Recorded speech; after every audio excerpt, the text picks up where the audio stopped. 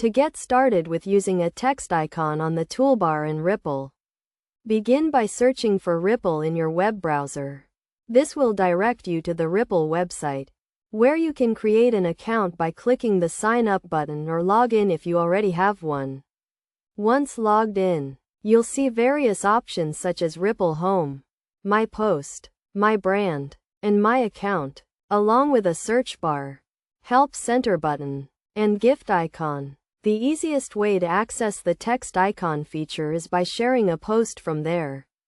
You can choose a layout, add media, and select the text option, which allows you to add a text box.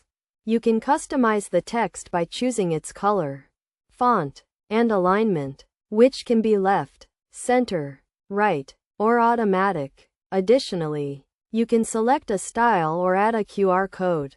The style options include various designs, such as a circle stroke, and you can preview your text as you make changes. You can also customize the corner border and add other effects as desired.